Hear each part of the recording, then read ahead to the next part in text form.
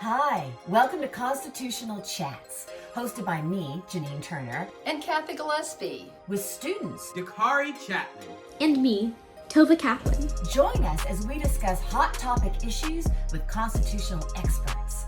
It's sponsored by Constituting America.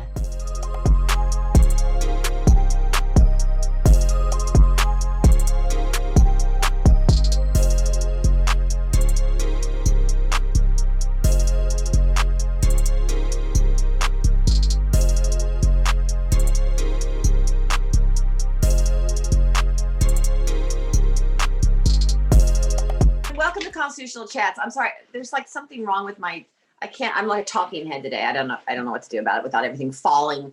Anyway, welcome to Constitutional Chats. I'm Janine Turner with Cathy Gillespie, Tova Kaplan, and Clara Chapman. Today we're going to continue our Bill of Rights series. It's part 4, and today's hot topic is the Second Amendment.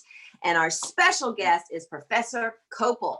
So I'm going to give a little bio on everyone. But first, I'm going to talk about Cathy Gillespie. Cathy is co-president of Constituting America, and I like to say an eagle has 2 wings, and it takes both wings to fly. So without Cathy, I'd just be flapping around. And Cathy Gillespie was a chief of staff on the Hill for decades, so she can get things done. And she also has been she's one of the few, I think she's had a promotion, but I'll let her talk to that.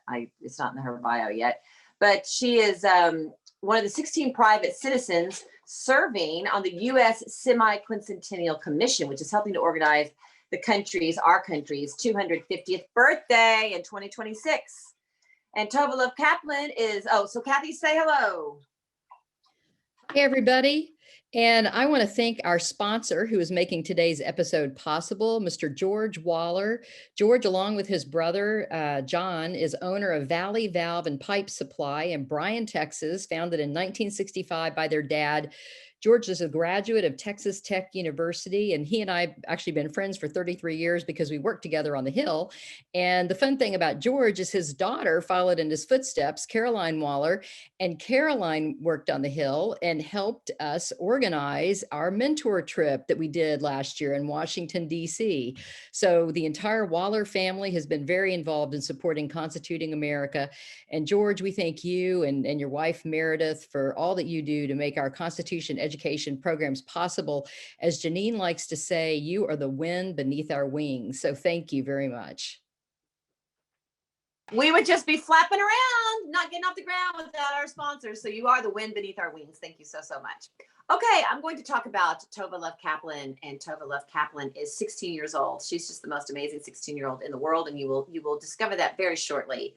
She is 16, lives in Illinois, currently serves as our National Youth Director for Constituting America, and runs our National Youth Advisory Council, which is a compilation of students, Democrat, Republican, Libertarian, whatever they may be, that have won our contest over the past 10 years. It's a great group. So many of our winners stay involved with us, and we're very, very lucky.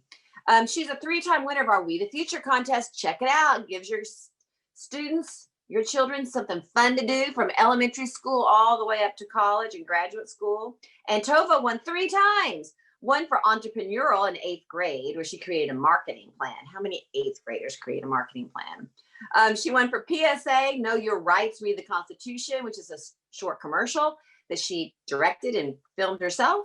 And she won for STEM, where she created an app, which will be up very shortly at Constituting America or on your phone to probably won't have to buy it, probably just get it, download it on your phone. She's passionate about educating and empowering young people to use their constitutional rights. And I like to brag on Tova and just say that she's one of the most brilliant, well-spoken young women I know. And whatever Tova wants to do, Tova will accomplish. And that's going to be anything from President of the United States to Secretary of State. So Tova Kaplan, say hello.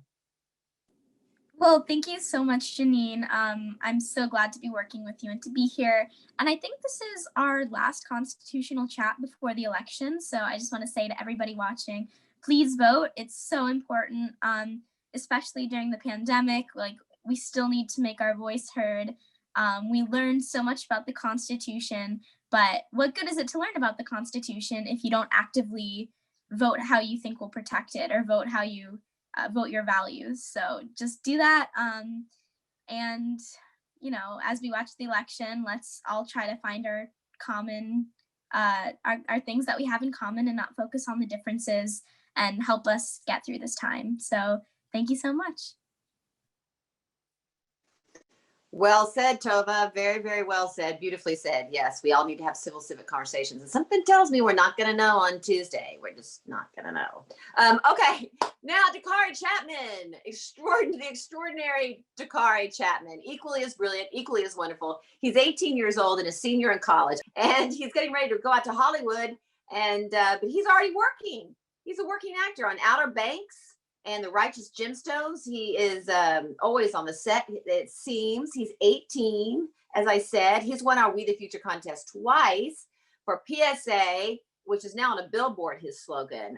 It's an American thing, so know it. And I believe you heard a congressman sort of echo that. You could talk about that. Twice for his short, he also won for his short film, Man on the Street, where he interviewed people on the street to see how much they knew about the United States Constitution. And it wasn't much.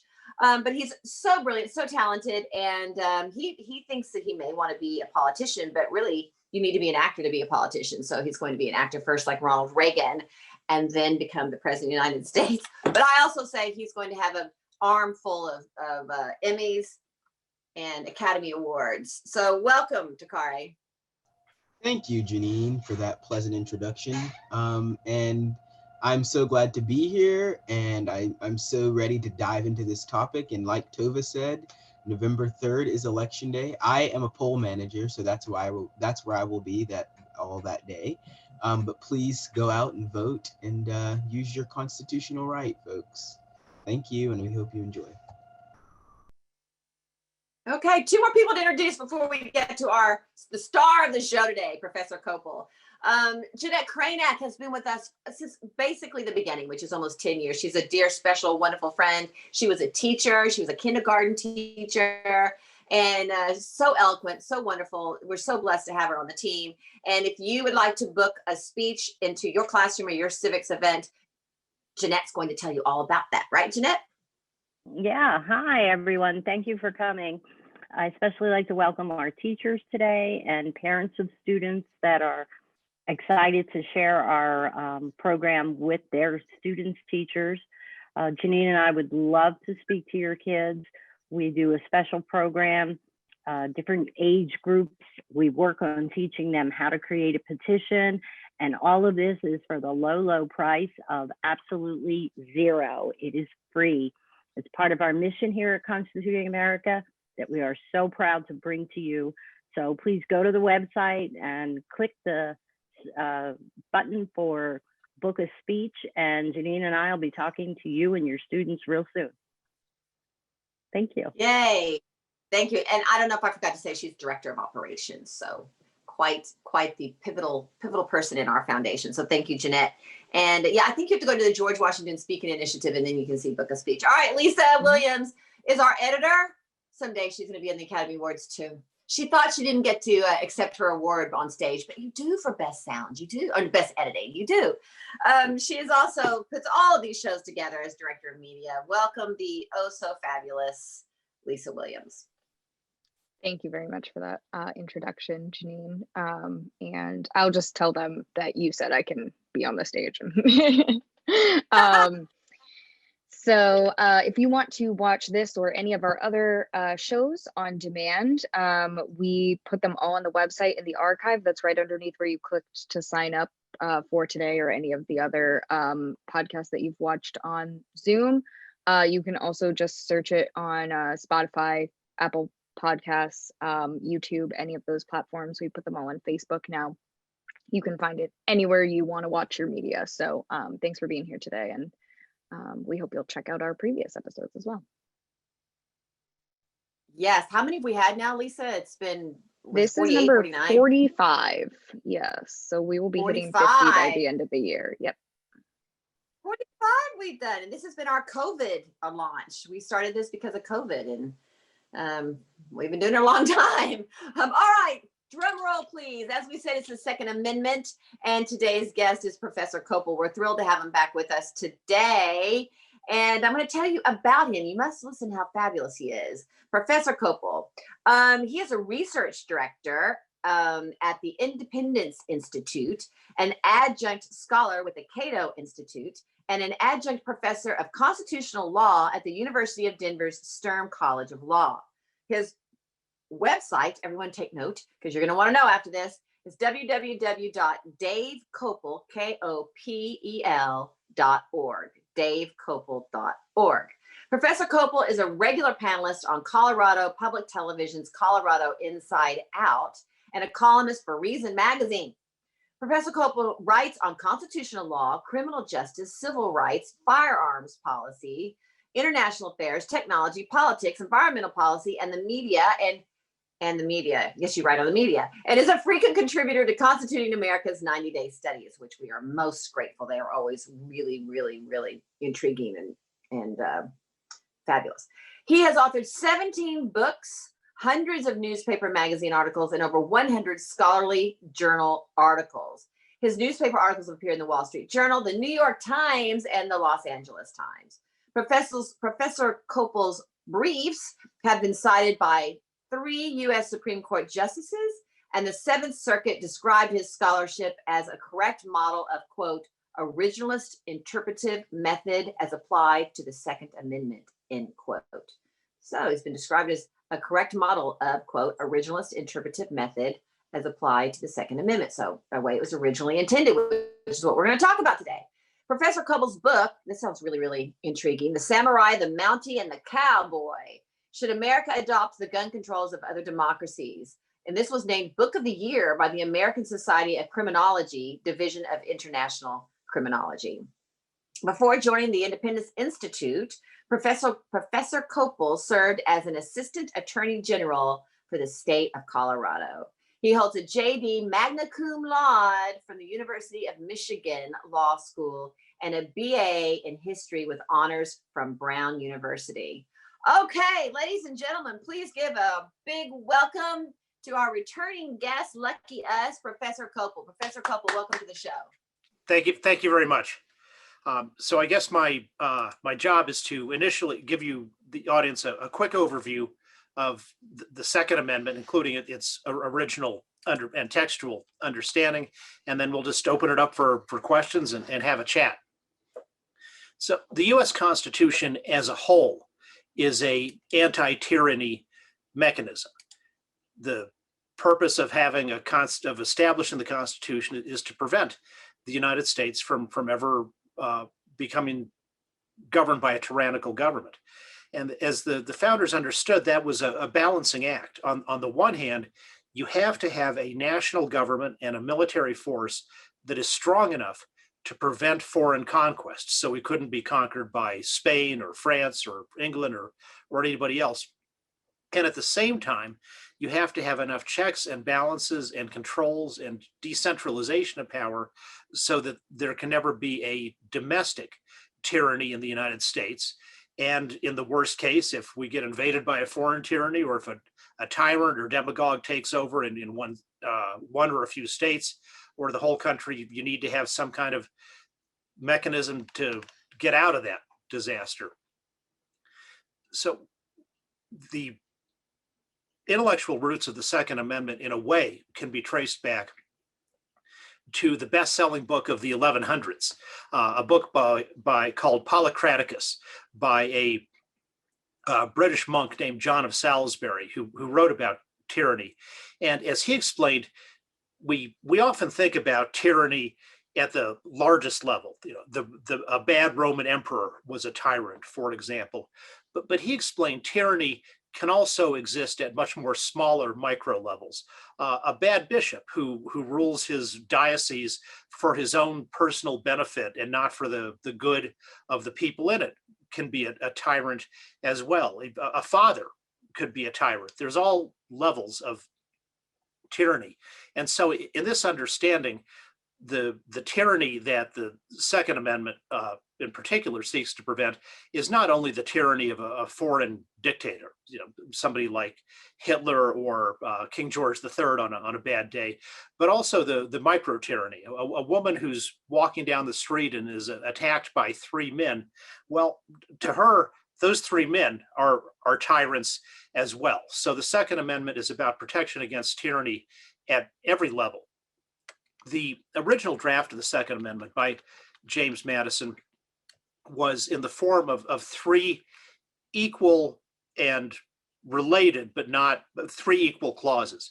And this is sort of the style that Madison did in constitutional amendments, for example, of putting a number of topics that were kind of related, but not exactly the same, into one proposed amendment. For example, in the Fifth Amendment, we have rules about grand juries, and we also have rules about government taking of property. The Fifth Amendment, in a way, is a fairness amendment, but with lots of different aspects of fairness covered in it.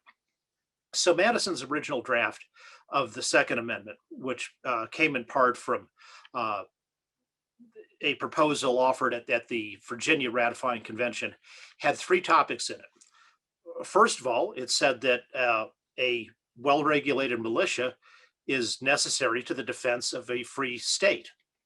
And this statement, which it's in the author's view, excuse me, an observation of clear political fact, comes from a number of traditions. The Italian city-states in the Renaissance and thereafter, defending their republican form of government against larger empires, and similarly the Whig Party in England in the 1600s, fighting, excuse me, fighting a battle to have over the control of force in English society. Would everything be under the power of the centralized king with his standing army, or would physical force, the power of it, be more diffused in society through a militia, which could be a check on the standing army?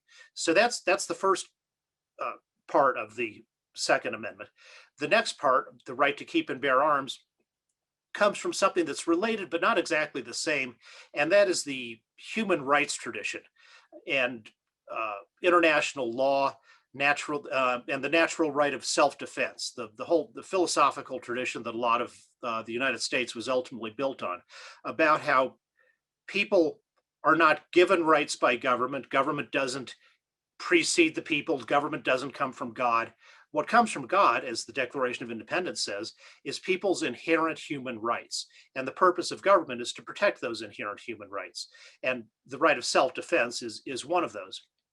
Then the third separate clause that Madison put in his draft of the Second Amendment was a religious exemption. And of course, that was a very big issue for Madison.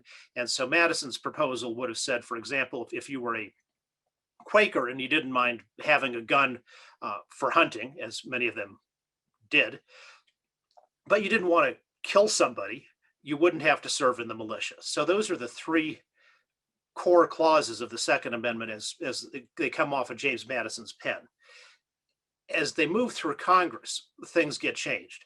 First of all, Congress takes out the religious exemption and says, in the floor debates, that's a great idea, but we don't want to tie Congress's hands or the legislature's hands. Let's just leave that to a matter of legislative grace rather than constitutionalizing it. And then secondly, they take that militia clause and the right to bear arms clause and they combine them into a single sentence. And so what happens is they now take the form, which is common in late 18th and early 19th century constitutional drafting, of having a main clause and a purpose clause. Excuse me again. So, for example, in a state constitution, it says, economy being necessary in a small state, the legislature may not raise its own pay. So you've got your purpose clause, you've got your functioning main clause. The legislature can't raise its own pay. A pay raise would only go into effect after the next election. But you also have a purpose clause that explains some of the background of that. Well, the way English grammar works is that that initial purpose clause doesn't obliterate the main clause if you don't agree with the purpose anymore. So for example, if you think, well, that was fine when New Hampshire was 5 years old and we had to be very thrifty, but now New Hampshire is a very prosperous state. We've got more money than we can spend, so who cares about legislative pay? Well, No, the Constitution's main clause is still there. The legislature can't raise its own pay. So whether or not you think militias matter or could matter, the main clause is still the most important and controlling one, that the people have the right to keep and bear arms, and that their right is not limited solely to service in the militia. As Thomas Cooley, who was the leading constitutional scholar, Michigan Supreme Court justice in the late 19th century, explained, the only way you can have a well-regulated militia is you have to have the people from whom the militia would be drawn must have the right to keep and bear arms for all lawful, peaceful purposes. And indeed, that's the same thing the Georgia Supreme Court said in an 1840s case, Nunn versus State, where they struck down a ban on most handguns in the state, explained that it violated the Second Amendment, and went through that same analysis about how the people having arms is a necessary precondition for the possibility of a well-regulated militia to exist. And then when the Supreme Court in 2008, in the case of District of Columbia versus Heller, affirmed the individual second right of all Americans, not just militiamen, they quoted the Nunn v. State case from Georgia extensively and said that perfectly explained the relationship between the first and second clauses of the Second Amendment. And so there we are, and that's the basic structure of what the Second Amendment is and how it got to be that way. Okay, thank you. That was awesome. Now let's unpack it for the middle school kids. Okay. You know what I mean?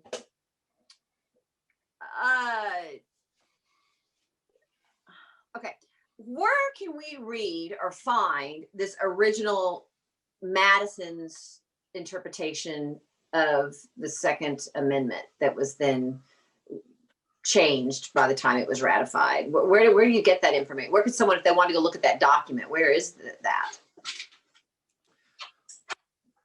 There's a one good starting point is there's a book by a guy named David Young, I believe, called Origins of the Second Amendment, which gathers together all of the original sources, very broadly construed from the time, not only about the Second Amendment, but about the right to arms in general, about militias, and so on, and puts them in one consolidated book. More broadly, there are numerous sources such as Eliot's Debates on the Constitution, which was published, I believe, in the 1830s and 1840s, that consolidate original sources. And the great thing is these days, so many of those are available online and free, which is, I guess, really good in this pandemic era, because a lot of libraries are closed in a physical sense. Okay, so Eliot's Debates is a good start. Eliot's Okay, Debates is a classic, good starting point. And the David Young book, I believe, called Origins of the Second Amendment, consolidates all of the Second Amendment, gun-related, arms-related stuff. Okay. I think. Okay, cool. I just thought people might want to know where to find that. One of the most Go ahead. instructive things is Madison's speech introducing the Second Amendment and the Bill of Rights into the U.S. House of Representatives, and the notes from his speech still survive. And he explains how the Second Amendment, like the first, what would become the First Amendment, are related to the British English Bill of Rights, but the English Bill of Rights isn't strong enough, and why he shows how the American version that he started proposing is going to go further. That's when he introduced the Bill of Rights. Where is that documented? It would be in the David Young book, but it would also be in the papers of James Madison, which is a multi-volume thing. His speech wasn't, unlike today, it wasn't transcribed and reported in a congressional record, but we do have his notes that he used for the speech he gave to introduce the Bill of Rights. That would be really great to read those papers or to go to David Young's book and hear. But David Young focuses just on the Second Amendment, but it'd be interesting to read the papers of James Madison and hear what when he was reading each of them aloud on the congressional, in the wherever he was, U.S. House. That In the House. Okay, that what his feeling, that would be great to read. Okay, Yeah. I'm gonna ask one more question and turn it over because I know everyone's got a lot of questions today. Describe, please, what militia means, because it's very confusing to a lot of people today. And what is the modern day version of militia? I think it's the National Guard, but go ahead and let us know. Yeah. What is militia? What do they mean by militia? What was militia then? And what would a militia be now? Would it be the National Guard, or could the people uprise if they wanted to and create their own militia? It's just really interesting what militia means. To me, what militia means is sort of what happened with the American Revolution. People just gathered together in their own states, in their own areas, and started to take on the oppression. But I want to hear what militia means, and I'll turn it over to everybody else. Sure. The key distinction between a militia versus a standing army is a standing army, like we have the United States Army, the United States Navy, the United States Marine Corps, the British Redcoats.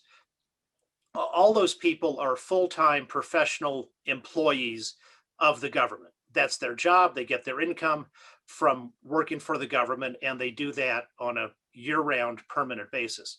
In contrast, in a militia, the character of the citizen as non-military is the predominant thing. So a militia would be composed of the farmers, the shopkeepers, the aristocracy, the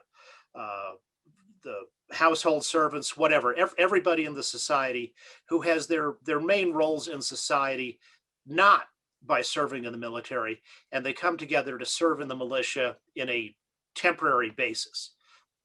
So they're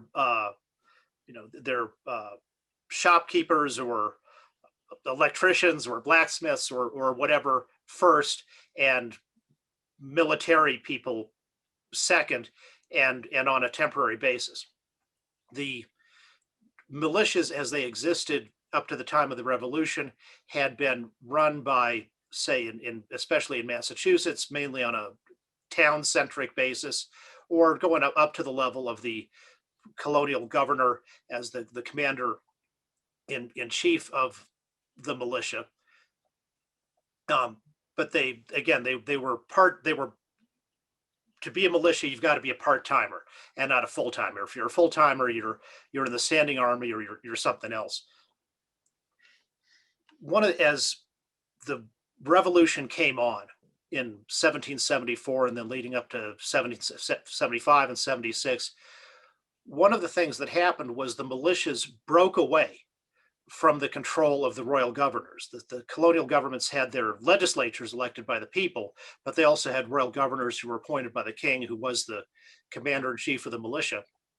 And so, for example, in Massachusetts, the people reconstituted a new state government with a provisional assembly and said, we are now in charge of the militia, not the colonial government anymore. And so all you militia officers resign your commissions. And then if you're a patriot, we'll reappoint you in the militia. So they took over the militia from the royal governor. Likewise in Virginia, Patrick Henry, George Mason, George Washington formed their own independent militia companies.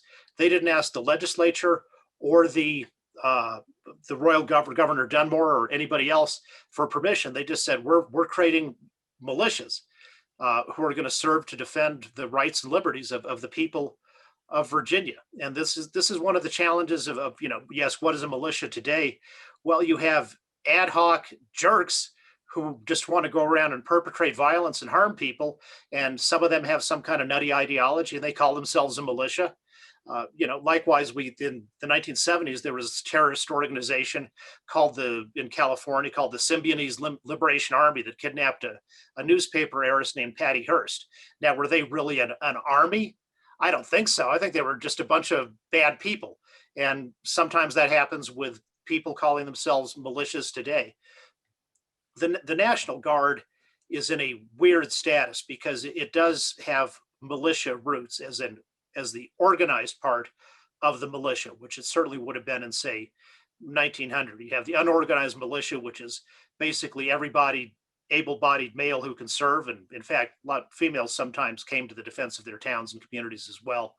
But as of today, the National Guard is a reserve component of the United States Army, which is why it can be sent overseas without the consent of the state governor. Okay, so what would be a modern day militia then? In some senses, you can have modern day militias in the sense that George Washington and George Mason did, where you have people coming together in a good, constructive way for the lawful defense of their communities.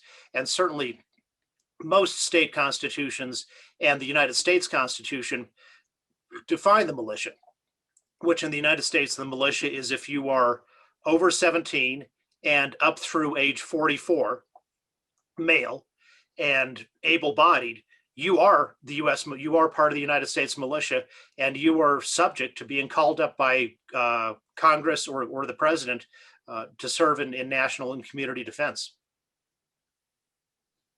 That's in the Constitution?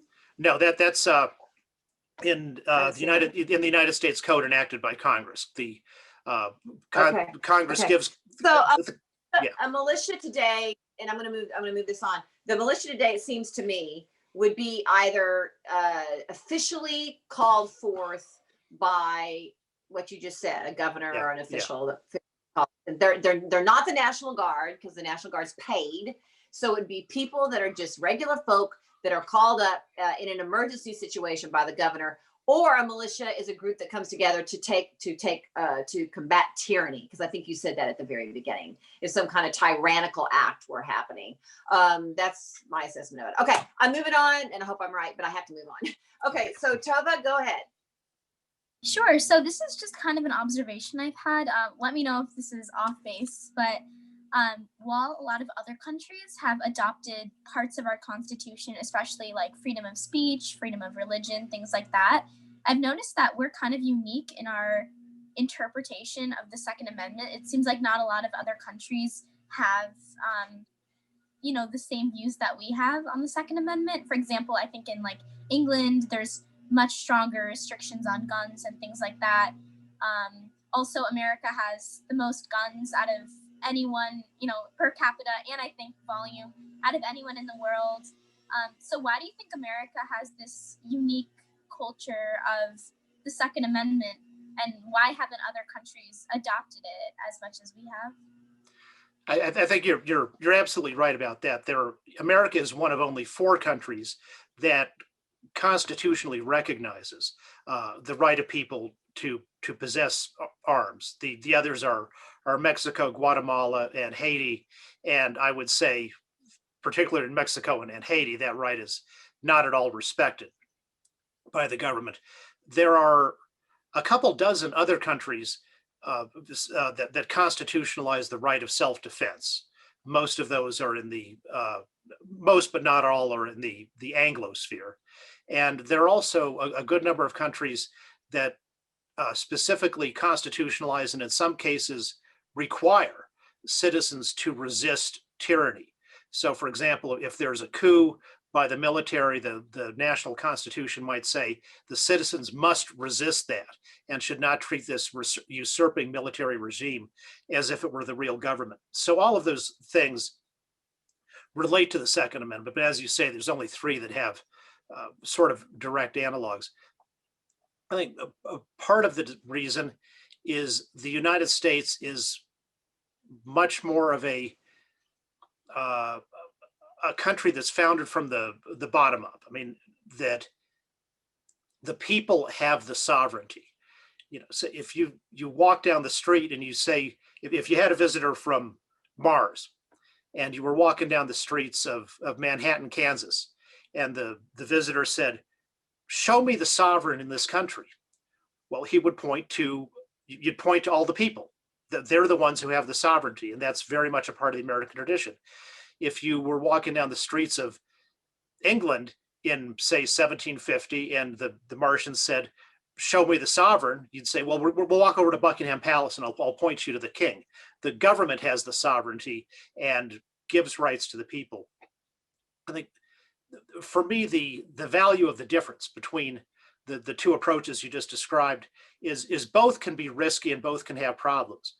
But in the United States, according to a paper I just wrote, if you look at how many excess gun homicides there have been in this country compared to the European rate of gun homicides, over the 20th century, it's about 750,000. So that's a lot of extra deaths in the United States because of this gun culture we have.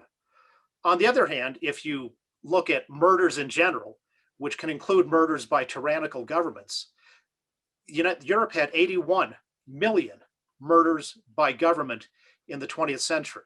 And I'm not counting battle deaths, World War I, World War II, none of that stuff with soldiers fighting soldiers. 81 million civilians murdered by governments in Europe in the 20th century. And every one of those places where there was mass murder by government, the governments worked very, very hard to disarm their intended victims beforehand. So for me, the US choice is a much safer one in the long run. Fascinating, thank you. And then when the Second Amendment was passed, how many Americans owned guns? Because now, obviously, we have a huge amount of Americans who own guns. I think there are more guns than people per capita in America. Yes. So very widespread. But at the time that this was passed, was that still true?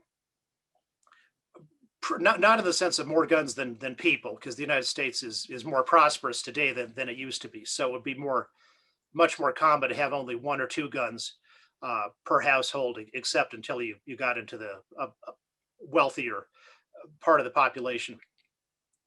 Most states had militia rules that said you've got to bring your own gun to service, but they also had systems such as saying, well, what about somebody, maybe he's an indentured servant, he doesn't really have enough money for his own gun. So they would have public arms to say arms owned by the township to give to people. The studies of household gun ownership rates, they're not exact, but they show a fairly high percentage, but certainly not 100% of the US households having firearms. But again, not at the rate of today. It's not uncommon today if you meet a middle-class guy and you find out he's a 35-year-old gun owner, maybe he's got 5 guns.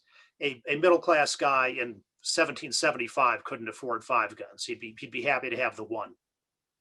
Right, and that brings me to my next question, which is, obviously there have been immense innovations and changes in the gun industry that makes the weapons we have available today almost unrecognizable to what the founding fathers would have experienced at the time.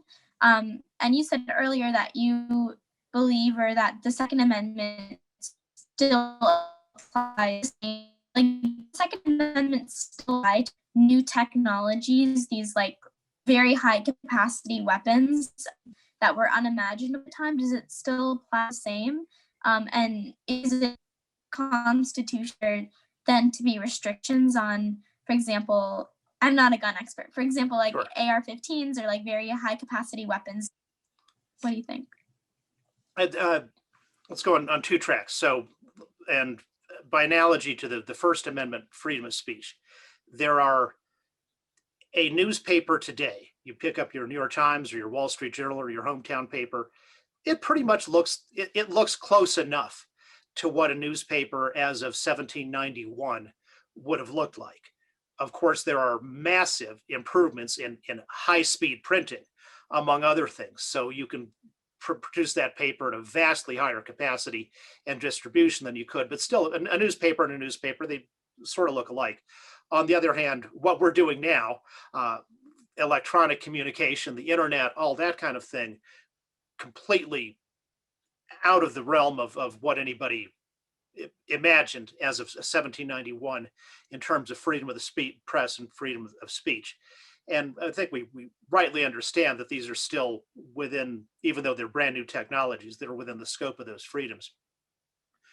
For firearms, our situation is more like the newspapers, which is, you can definitely tell that something printed on a Franklin press is not the same as what came off the New York Times press this morning, but they're still really in that same category.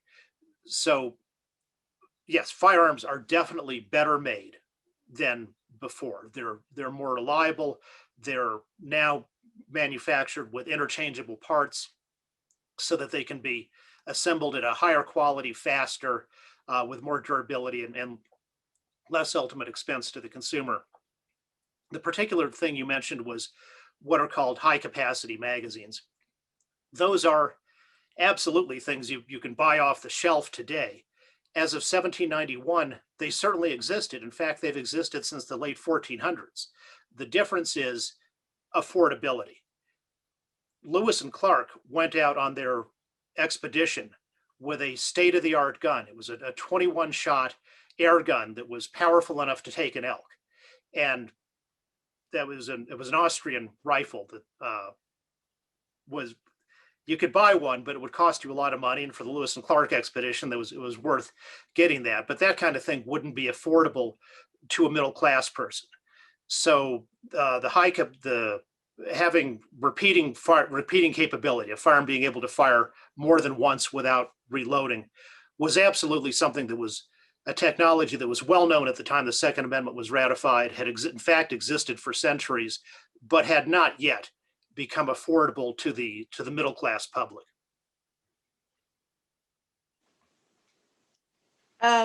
Thank you, Tova. You know, it's interesting as you talk about this and you frame this as our founders believed that the Second Amendment, one of the reasons we have the right to the Second Amendment is to combat tyranny. And and where does tyranny, define tyranny? But and also if you look at those statistics, about 81 million people in Europe killed by their government because they didn't own guns. It's really, really interesting. But it's also, if the purpose of owning a gun is to defend yourself against tyranny, and tyranny has advanced in their weaponry, but you still have a little BB gun, you can't defend yourself. So that's kind of an interesting way of looking at that as things. I mean, it's just like before it was not, they were knives, and then suddenly there were guns. It'd be like fighting in a war with just a knife yeah. Okay, Dakare, your turn. Hi, sir. How are you? Thank you so much. Great. I've been waiting to ask you this question All right. for time. And actually, Jeanette and I had spoke about this, and I talked to Janine and Cathy about it. And she just found this article that you wrote, and I've never seen it, but it's the pro-slavery origins of American gun control. Yes. And I was wondering if you could just talk a little bit about that and just kind of explain that. Sure. So the United States, one of the things that makes it unique is when our settlers first showed up in Virginia in 1606, they were the first people in the English-speaking world who had a written guarantee of a right to arms. And so right from the start of English settlement, there were arms rights in the United States.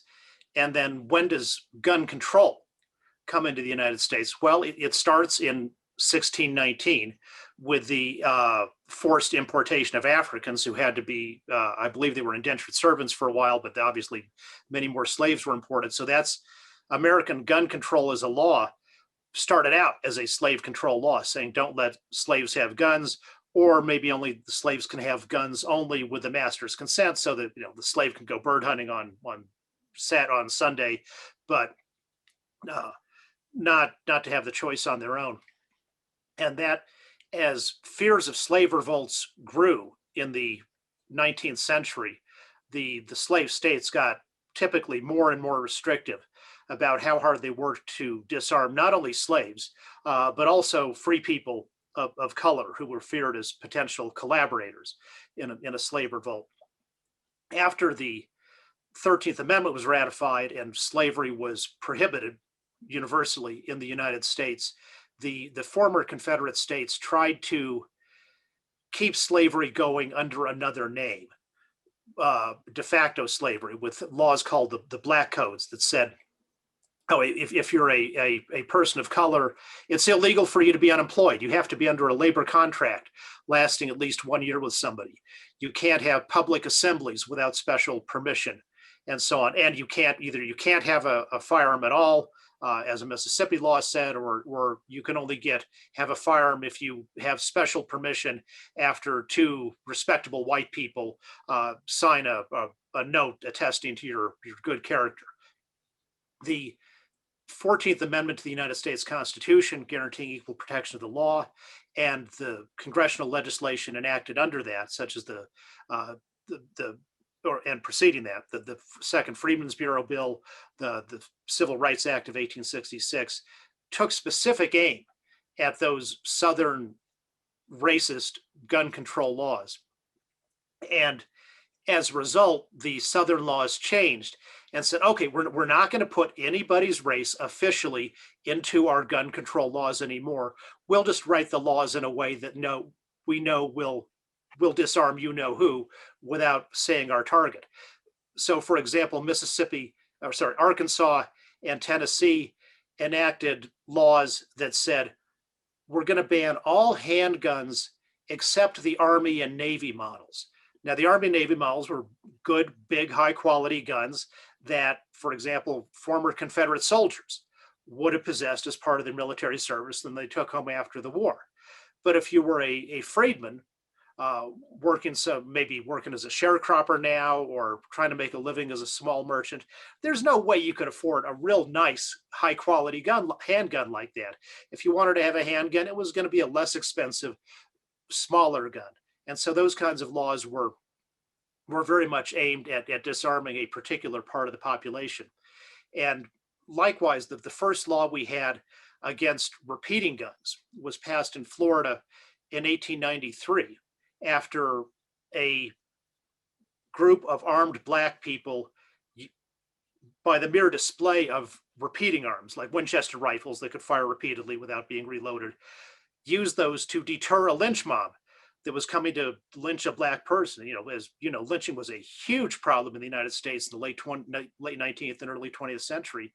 And the great anti-lynching journalist, Ida B. Wells, urged the Black population to have a well-oiled Winchester in their homes to protect themselves against mobs, because that's the value of a repeating firearm, is it's an equalizer in the sense that one person or family can defend themselves against a larger mob. Thank you so much. All right, Cathy, go ahead. Well, thank you, Professor Kopel. First, an observation. I watched Netflix's television show Turn a few years ago, and I remember one of the most compelling scenes is when the British came into a town and asked all of the citizens in the town to turn in their guns. And there was just a long line of citizens turning their guns in, and they were stored and guarded by the British. And I would guess that's probably, did that happen during the Revolution quite frequently? Well, it was particularly notorious in Massachusetts, where in Boston, where Boston was under martial law and British military occupation. And then after the British started the war at the Battle of Lexington and Concord and then lost the fight that day and ended up surrounded and besieged in Boston, General Gage said, I'll let you guys out of town so you don't starve to death if you turn in your firearms on the way out. And there were a lot of complaints by him that even though he'd done his best, they still hadn't captured all of the guns they wanted. Same thing in Tibet in the 1950s, after it was conquered by communist China. And in the earliest phases, the Chinese, while consolidating their power, were fairly nice to the Tibetan population. But then when Tibet had a very, very strong gun culture, the Chinese say, oh, it's time to register all your guns now. That's when the Tibetan revolt began, because the Tibetans were well aware that the reason you're asking us to give you a list of all our guns is so you can take them later.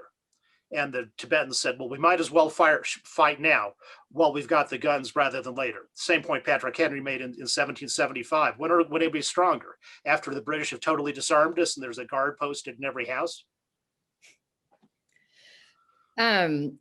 And then the other question that I had is a little bit more in modern day, because there have obviously been some court cases that have further defined the Second Amendment. You mentioned Heller. If maybe you could talk just a little bit more about what Heller actually did.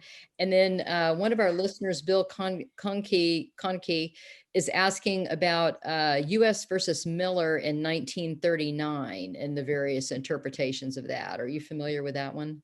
I spent a lot of time thinking about that. There was a period between U.S. versus Miller in 1939, which was until the 2008 U.S. Supreme Court decision in District of Columbia versus Heller, when the Supreme Court in that period would occasionally mention the Second Amendment in kind of a nice way, usually indicating that it was an individual right, but it was sort of in the way that you bring in third cousin Ethel for the family photo from year to year, but you don't. She's really not a big part of your daily life.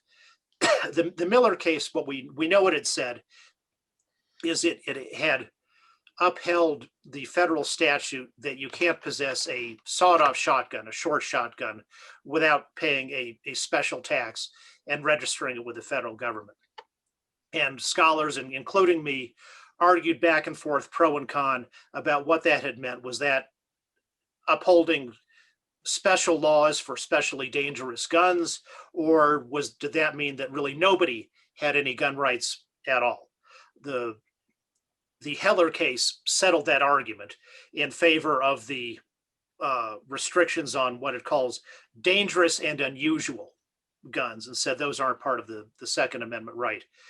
Heller struck down a District of Columbia law which said nobody can have a handgun other than people who had been grandfathered in, and nobody can have any gun in their home that is usable for self-defense. Even a rifle or a shotgun had to be either trigger locked or disassembled.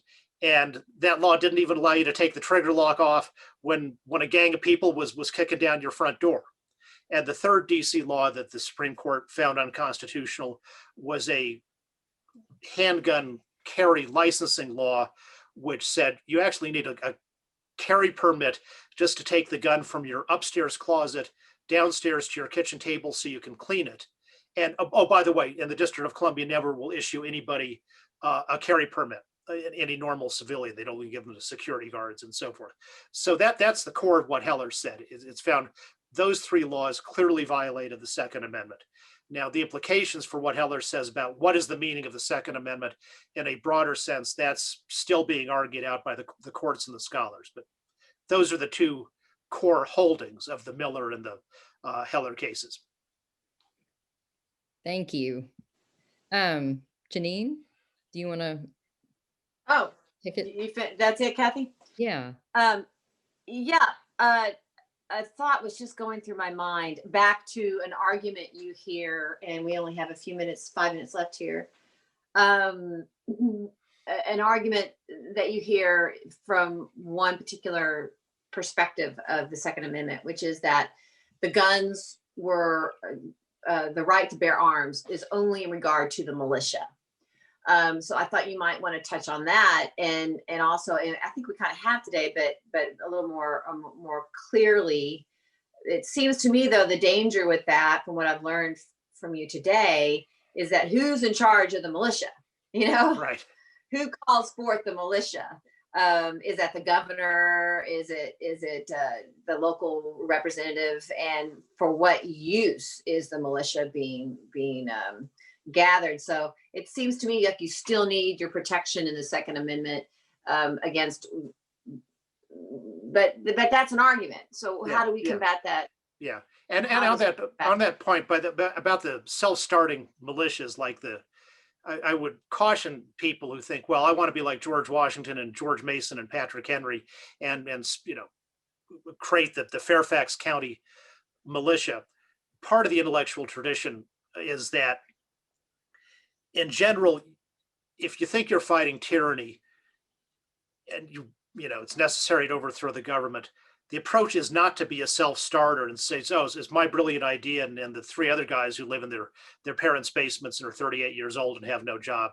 The more American system is to have that leadership come from what were called intermediate magistrates, state or local governments, for example, something that stands between the central government and the people. So it's in the American tradition, if there did ever have to be another American Revolution, the most normal way for that to happen would be leadership by the state governments. Right. And you wouldn't have the state governments doing that unless things got to a very extreme and bad level. And that's one of the reasons you can tell that, wow, maybe it really is necessary, which certainly doesn't seem possible to me right now. So that makes perfect sense, and I'm glad we clarified that. But I always wondered if the modern day militia was the National Guard, and now we know it's not, because the National Guard is paid, and militia is just someone who can gather up people. I think the National Guard, when it's not called into federal service and shipped down to Honduras, is in its state. And in the National Guard, you're both part of the National Guard of, say, the state of Colorado and the National Guard of the United States. In your capacity as a part-timer serving on weekends in the National Guard of your state, you are the organized militia of that state. But that's not the entirety of the militia. That's just the organized component of it. But they're paid. I thought militia were not paid. No, it's more full-time versus part-time. So if you were in the militia for 3 months, it would be okay for the state government to pay you for those 3 months. But it's not your permanent profession is the key distinction. So you can be paid as a militia, but it can't be a permanent job. It's not your main gig. Your main gig is you're a blacksmith or a farmer. You have some independent way of earning a living other than from your government salary. So a partial definition of the militia would be the National Guard. The National Guard, when it's in state service, when in state service, okay. Yes. In the state, okay. Yeah. But there could be another militia which would be called up by a legislator or a governor or whomever calls another type of militia in a dire strait that people need to defend against some kind of tyranny that's happening. There could be an upstart militia, but it would have to be from a governor, or what you were just saying, a representative magistrate. Somebody would call exactly. that. Or even short of the sort of worst case tyranny scenarios, most of the state, U.S. and state constitutions define the militia as most able-bodied adult males, and they can be called up not just to resist tyranny, but to whatever else might need to be done to suppress an insurrection, to provide defense in some kind of situation that's short of a tyranny, and for just to keep order after a natural disaster. Is we've had this tornado. We want to prevent looting while there's all this chaos, and so you can have militia call-ups for those kind of situations as well. Okay, and so you would need a gun as a private citizen. One of the reasons would be because if you were called instantly into the militia, you need to have a gun. Would that be a correct assessment? Yes, and that's why the early U.S. militia statutes, the Militia Act of 1792, basically said at the time it was only white males. The Constitution doesn't have any racial distinction in it, but the congressional statute said the militia is white males 18 to 44, and they all have to have guns within a particular set of types of guns. Okay. Well, one last 60-second lightning round question then, because I think this is really great. I think we've come full circle and really chiseled this to an understanding, and it's been most informative. The people that say you don't have a right to carry a gun, but the militia does, what would be your response to that? Other than what I just said, is right. If you're suddenly called to militia as a male or a female or whatever age, you have to have a gun. But what if you separated those two? What would be the defense of that of the argument that you still had a right to carry a gun independently of militia? Sure. It's an argument. It's an argument over what is the meaning of bear arms. It is bear arms a technical term that applies only to carrying in warfare or militia service, or is it a broader phrase that it refers to carrying guns in general? The large majority of U.S. Case law and history is in favor of it being the broader phrase rather than an exclusively military phrase. But there is at least one famous case from Tennessee in the 1830s that interpreted it narrowly as bearing arms means only bearing arms while on active militia service. So that's where the debate goes on right now. Where was that? The case of I. Medford v. State from Tennessee, I believe around 1840, said that bear arms means only bearing arms in a militia. The United States Supreme Court in the Heller case said that that's a eccentric and silly interpretation, and that bear arms means to carry guns in general. So, for example, James Madison had written when he was in the Virginia legislature, a statute to punish poachers, somebody who illegally hunted on somebody else's land, and said if you're guilty of poaching, then for the next year you can't bear arms. And he wasn't kicking people out of the militia. He was saying you've lost your right to carry a gun for the next year because you improperly carried a gun when you were sneakily hunting on somebody else's land without permission.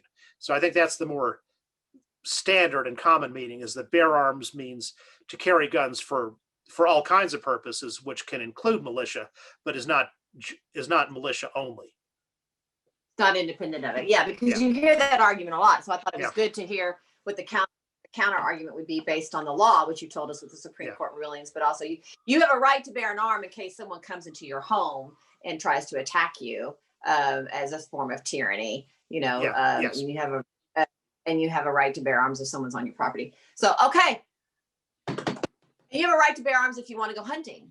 I live out in the country up here, and a lot of people still go hunting. They want to go hunting. And it's important and it can be licensed. It's okay to have laws that say before you go hunting, you have to have hunter safety training and you got to follow various rules. And the same if you want to bear arms by, carrying a gun in your special compartment in your purse for lawful protection. My view is that is part of your constitutional right, but it's okay for the government to have rules and regulations to make that be exercised in a way for the safety of yourself and for the general public. Mm-hmm. Okay. Well, this was terrific. Really terrific. You know your Thank you. stuff. Thanks.